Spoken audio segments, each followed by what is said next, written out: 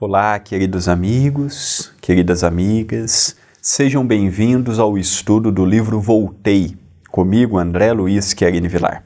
Agradeço à TV A Caminho da Luz e ao Centro Espírita Perdão, Amor e Caridade, o CEPAC, pela oportunidade que estão me dando de semanalmente fazer parte deste projeto. Agradeço também a todos os companheiros, companheiras. É um programa que tem tido uma repercussão aqui no CEPAC muito positiva. Às vezes eu estou na comida fraterna, na sopa fraterna, e as pessoas estão dizendo: olha, André, tem acompanhado o estudo, tem estudado juntos.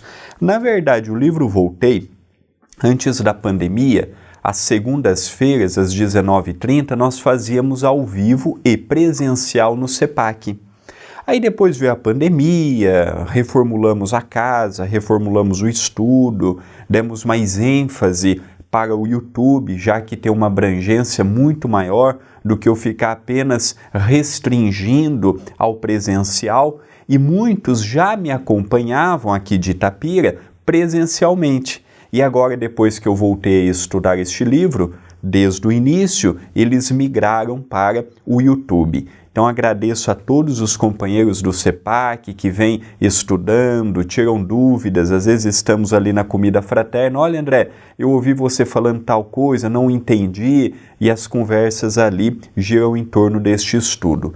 Bem como temos milhares de pessoas fora de Itapira também acompanhando, também estudando, enviando mensagens tão carinhosas. Tem pessoas que dizem assim: olha, André, aqui na minha cidade, na cidade tal, no Centro Espírita tal, eu e o grupo que lá participamos, a gente estuda com você e depois reúne para debatermos a matéria que foi dada naquele vídeo. Então, para mim, é um motivo de muita alegria, é uma responsabilidade acrescida, porque falarmos é fácil. O grande problema é sermos fiéis ao Espírito, fiéis ao médium, fiéis a Allan Kardec. É aí a dificuldade. Então eu agradeço a todos que têm acompanhado este projeto, que já é um sucesso. Começou de modo muito simples, terça, quinta, sexta, um vídeo novo às 8 da manhã. É um horário que muitos estão trabalhando, muitos estão fazendo os afazeres domésticos, e ele tem uma repercussão realmente grandiosa. Então, a minha gratidão. Hoje nós vamos ver o último item que compõe o capítulo 15. E o item de hoje, o vídeo de hoje, Momentos Divinos. Lembrando que o livro Voltei foi ditado por irmão Jacó, que é Frederico Figner, pelas mãos de Chico Xavier. Diz o Espírito Amigo: voltando à presença de Guilom e de outros amigos, reparei que o silêncio se fez profundo e indefinível. Bezerra, nimbado de intensa luz, tomou lugar entre a grande assembleia e o conjunto de irmãos que oravam estáticos, e alçou ao Mestre Divino sentida prece. As palavras dele caíam-me na concha do coração, quais fagulhas de um fogo celeste, a sacudir-me as fibras mais íntimas, sem destruí-las. Então ele diz que fez parte de uma coletividade, de uma assembleia, em que ele reconheceu Guilom Ribeiro, Dr. Bezerra de Menezes e outros valorosos companheiros. Lhe chamou a atenção a prece que Dr. Bezerra fez. Ele estava nimbado de luz, nimbado de uma aura celeste. É um espírito que há muito tempo vem devotando o seu tempo e a sua inteligência para as causas do bem. E ele fez uma prece sentida a Jesus. pedindo pela paz do mundo, pedindo pela paz das nações, pedindo pela paz nos lares, pela paz entre os amigos, pela paz entre as religiões, pela paz nos locais de trabalho. Imagina, na atualidade, essas reuniões no mundo espiritual. Estamos vendo conflitos, estamos vendo ainda mortes coletivas, estamos vendo dificuldades de toda sorte. Tivemos há pouco as eleições, amigos deixaram de ser amigos, familiares deixaram de se visitar, grupos do WhatsApp com brigas imensas, pessoas que saem do grupo do WhatsApp por discordância. É o saldo das últimas eleições, essa polarização. Então percebemos que no mundo espiritual há muitas entidades venerandas consagradas à prece.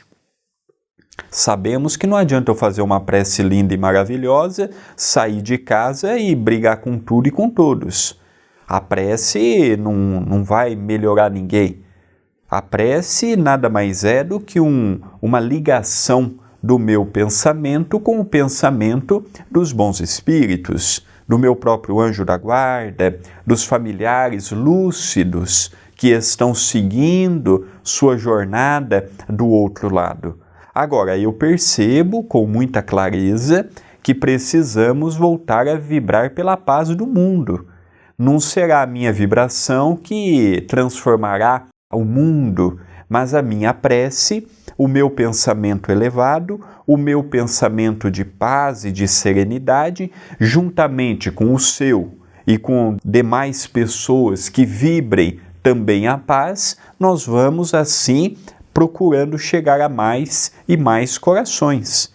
Não é porque uma andorinha não faz verão que nós não nos reuniremos pedindo pela paz do mundo, pedindo pela paz nossa, pedindo pela paz do próximo, pedindo pela estabilidade, serenidade, equilíbrio frente a tantos problemas.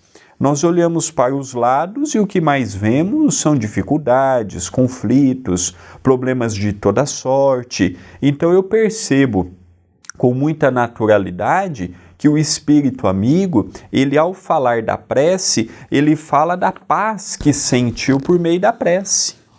Às vezes chegamos na casa espírita, chegamos na igreja católica, na igreja evangélica, no templo de oração, estamos tão consumidos pelas preocupações do dia, pela correria do dia, que ouvimos uma prece e nem acompanhamos aquela prece. Parece que ela não entrou dentro do nosso coração. Parece que ela não entrou dentro das nossas emoções. Parece que ela não entrou dentro do nosso ser. E saímos do templo de oração muito parecido com o momento em que lá chegamos. Então chegamos aflitos, chegamos ofegantes, chegamos agitados e muitas vezes saímos do templo de oração da mesma forma que lá chegamos. Então qual que é a advertência que o Espírito nos passa no dia de hoje? Cautela, prudência, tomarmos cuidado, aproveitarmos essas assembleias que temos, seja no mundo espiritual, seja no mundo físico, para vibrarmos pela paz e pelo equilíbrio. Continua o Espírito amigo. Rogava magnânimo a Jesus, me fortalecesse e me inspirasse dentro do novo ministério. Tão excelsas eram as expressões da súplica que estranho fenômeno se produziu ante meus olhos assombrados. Ao toque da oração, os amigos iluminados se fizeram mais radiantes e mais belos, e as flores do recinto, como que nimbadas de oculto esplendor, passaram a irradiar maior brilho. Aqui ele já descreve que ele também, naquele clima propício, ele aproveitou e também fez uma prece, pedindo por ele sabedoria nos novos compromissos que ele estava abraçando. E é interessante que quando ele faz este pedido sincero, com convicção, juntamente com todo aquele ambiente que estava envolvido pela prece do Dr. Bezerra, o que ele nota? Que os espíritos ficaram nimbados de luz. Na verdade, os espíritos já estavam. E com a prece, ao elevarmos o nosso pensamento a Jesus, ao elevarmos o nosso pensamento àquilo que nos traz paz, calma, tranquilidade, naturalmente entramos numa situação espiritual maior, superior. E foi isso que ele contou. Quando eu vi os espíritos nimbados de luz. As flores estavam mais belas do que as que comumente eu as via. Eu percebi que o ambiente se transfigurou pelas emanações que dali espargiam. Magnífica definição. Dentro de um templo de oração sério, dentro de uma casa séria, dentro de um lar sério, dentro de qualquer lugar que estejam pessoas sérias, é possível nós sublimarmos a aura espiritual daquela região. Seja um centro espírita, uma igreja, seja um lar, seja um local de trabalho, seja onde estivermos. Eu já contei, não me recordo se foi neste programa, se foi num outro, mas o exemplo se encaixa novamente. Por não termos a clarividência, a vidência, a dupla vista, os flashes mediúnicos, nós ao olharmos não observamos o lado espiritual. Comumente percebemos apenas o lado material das pessoas, dos objetos, mas hoje, à luz do Espiritismo, nós sabemos que tudo possui um duplo, tudo possui um outro lado. E certa feita, Chico Xavier, no Rio de Janeiro, então capital federal do Brasil, ele andando pelas ruas, ele esteve passando por uma praça arborizada, uma praça que havia nela um senhor aparentando ter mais idade do que possuía verdadeiramente, começou a trabalhar muito cedo, o sol castigou a sua pele e ele tinha um sorriso largo no rosto. E ele era um varredor de ruas, então ele varria a praça, juntava as folhas, limpava a calçada, mantinha toda aquela praça limpa. E quando o Chico e os colaboradores da Federação Espírita Brasileira passaram por aquele lugar, o Chico ficou encantado por aquele homem. O Chico tinha uma vidência maravilhosa.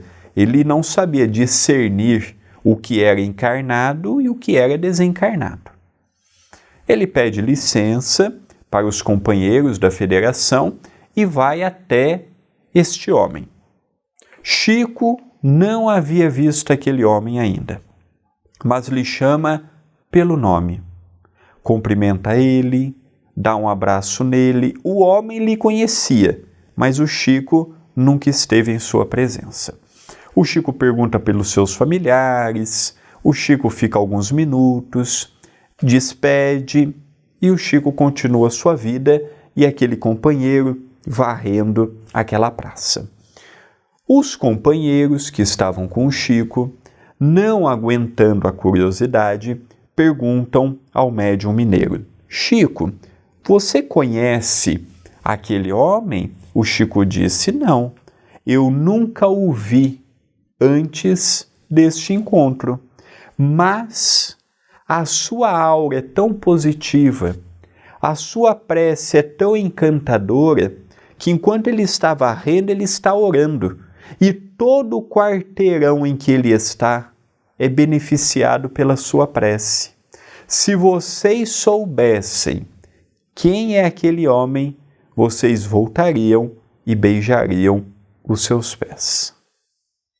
Por detrás de um varredor, por detrás de um homem que aparentava ter mais idade do que realmente tinha, pelo trabalho exaustivo, pela luta, por este sol ardente que nós temos aqui no Brasil, ainda mais no Rio de Janeiro, uma cidade quente ao longo do ano todo, e ele lá fazendo seu trabalho humilde, ganhando pouco, mantendo a família. O Chico diz: se vocês soubessem quem é aquele homem, a grandeza que está por detrás daquele corpo judiado, daquele corpo sofrido, daquele sorriso em que ele demonstrava alegria, mas o cansaço natural pelos afazeres que a vida lhe impôs, vocês voltariam e beijariam os seus pés.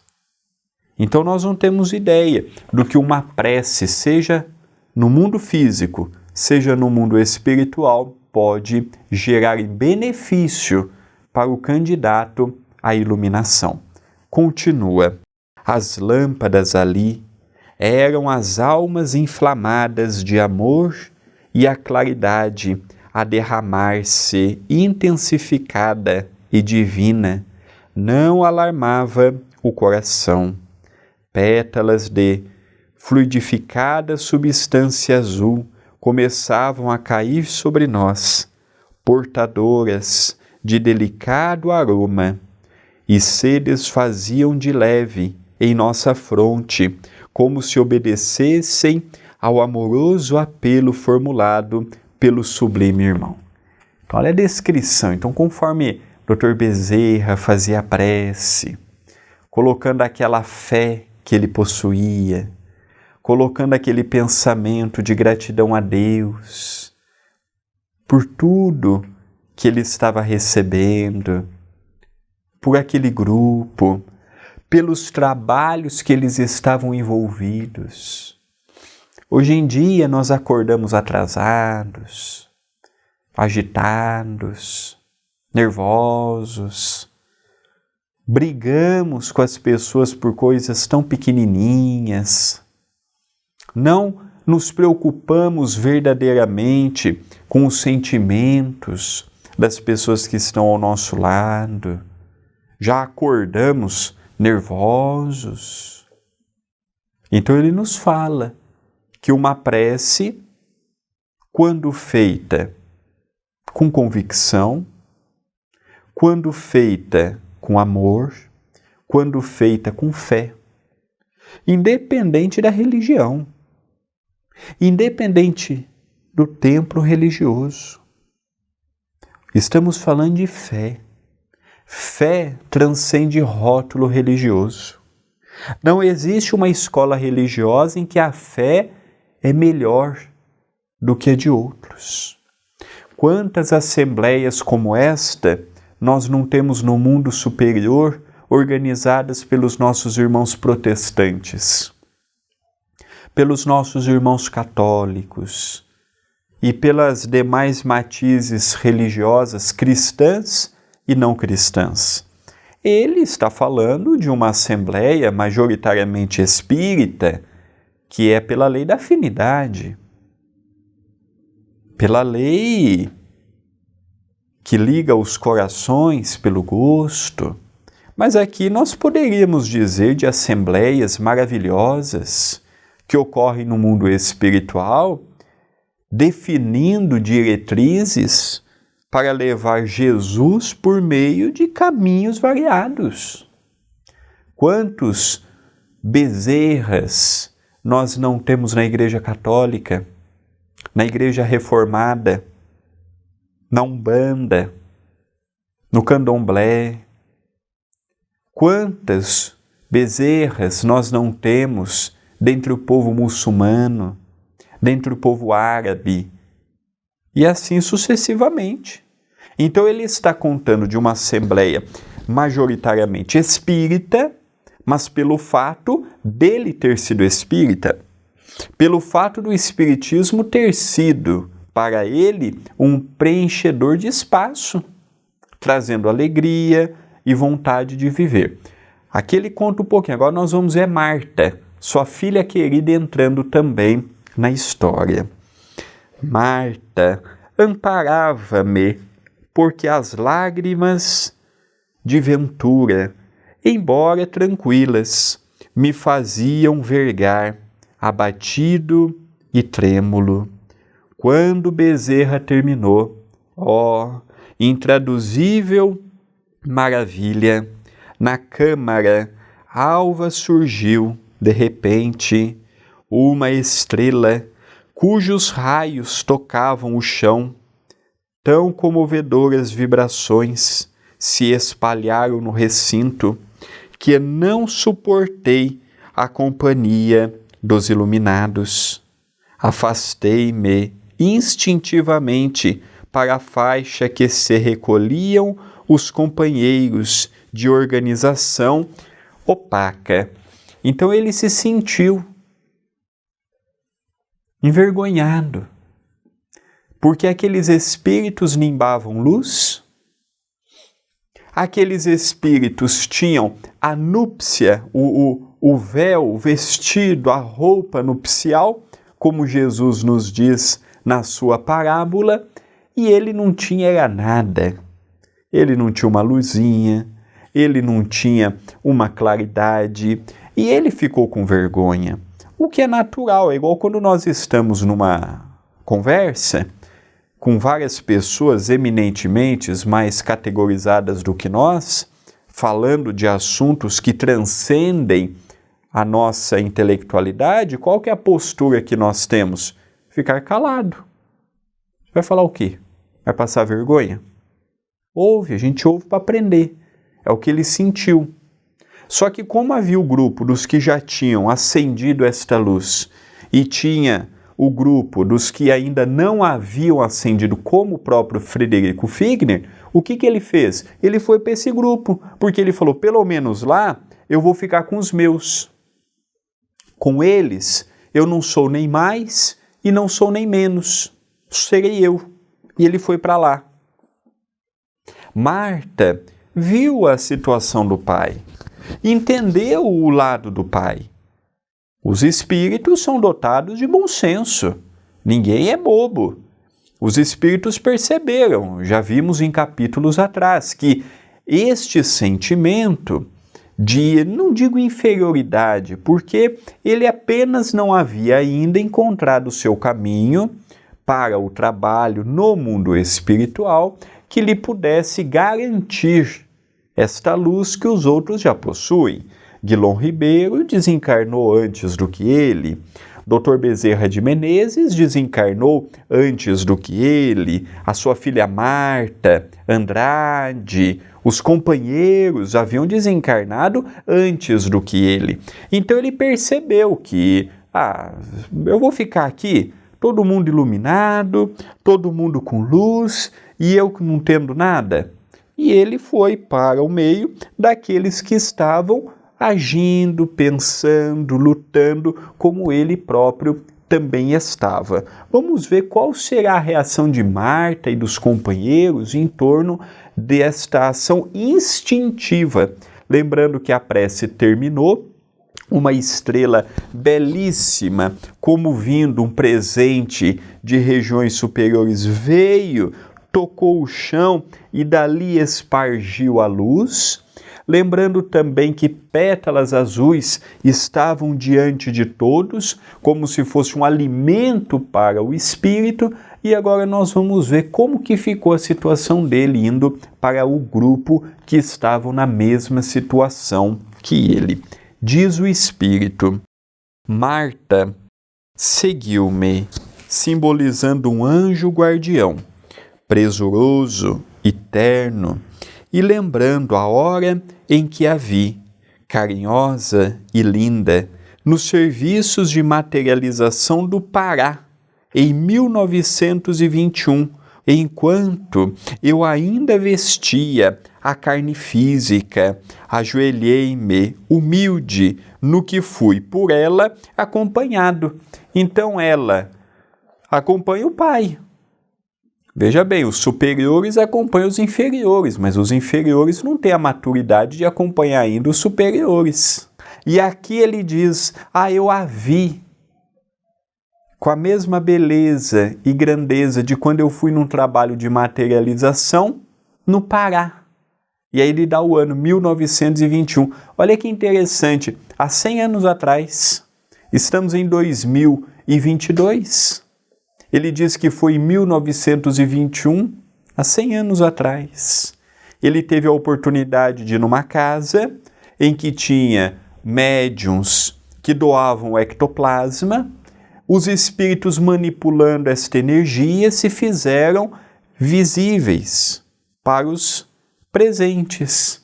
E quando Frederico Figner foi, ele teve a alegria de ver Marta. Imagina para um pai. Uma das maiores dores que um coração pode sentir é perder um filho, já que a lei natural é o filho enterrar o pai, e não o pai e a mãe enterrarem os filhos. Imagina, você vê o teu filho ou a tua filha nimbada ou nimbado de luz. O reconforto que isto não daria. E ali ele cai instintivamente, fica de joelhos, agradecendo por fazer parte daquela belíssima assembleia a qual ele intimamente sentia não ser merecedor. Continua.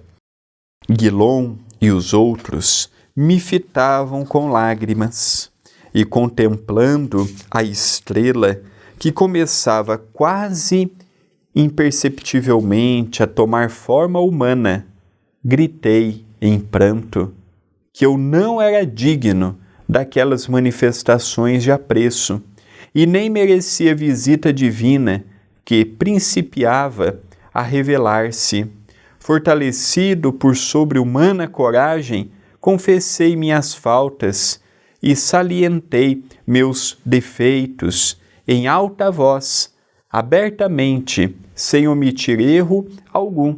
Então ele percebe que aquela estrela que estava se materializando após a prece do Dr. Bezerra, na verdade era uma entidade espiritual que se fez em forma de estrela e conforme a prece foi vindo, ele foi tomando forma da sua última existência ou de uma existência que lhe chamou a atenção.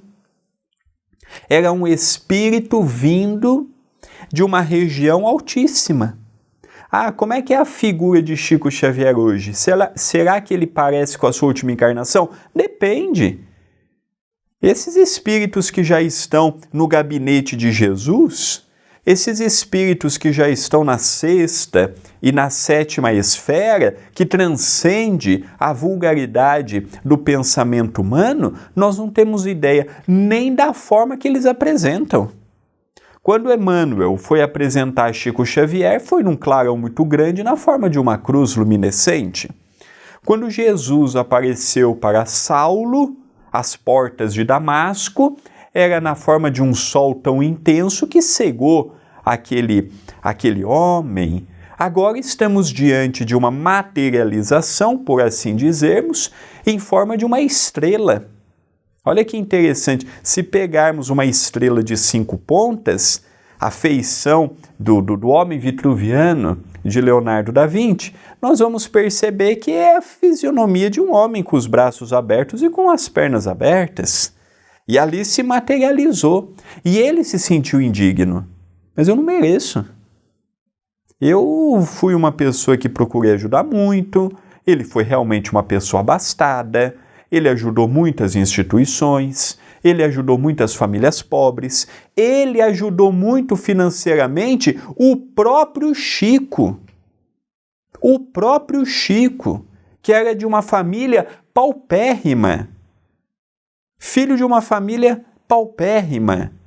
Frederico Figner foi, no seu tempo, um homem ativo, um homem conhecido não apenas por ser espírita, mas foi um homem muito generoso, fazia o que podia e ele se sentir indigno. Aí eu fico imaginando, se Frederico Figner se sentir indigno, imagina eu, que não faço o que ele fez, e ele nem é tão grande assim.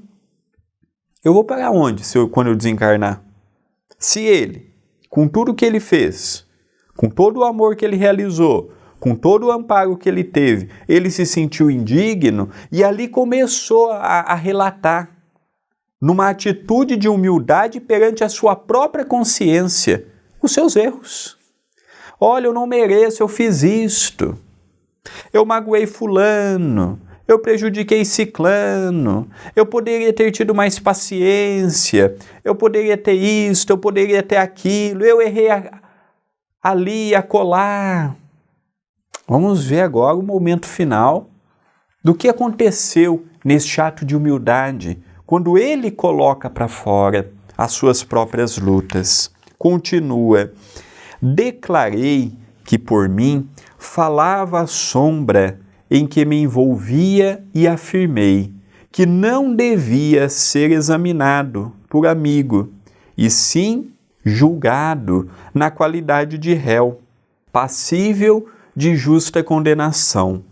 Comovidos, talvez, pela exaltação a que me entregara Guilom, Saião, Cirnei e Chútel, deixaram a posição que ocupavam e vieram ter conosco, e reerguendo a mim e Marta, emocionados, sustentaram-nos de pé, nos braços desvelados e amigos. O que é um amigo verdadeiramente?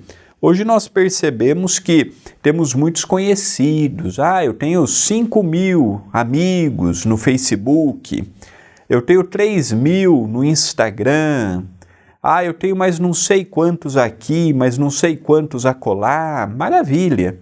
Mas quantos amigos verdadeiramente nós temos? Olha a atitude grande de Saião, de Cirnei, de Guilom, de Chútel. Saíram da posição em que estavam e foram até pai e filha, porque ambos estavam ajoelhados naquela atitude em que o amor daquela estrela, pela luminescência e pela grandeza de caráter do espírito, impõe. A grandeza moral de um espírito, ela nos impõe um sentimento transformador. E ele se sentiu indigno dali estar, cai de joelhos. A filha, como acompanhando o próprio pai, tentando amparar, não sabia se chorava, se amparava ou se falava algo.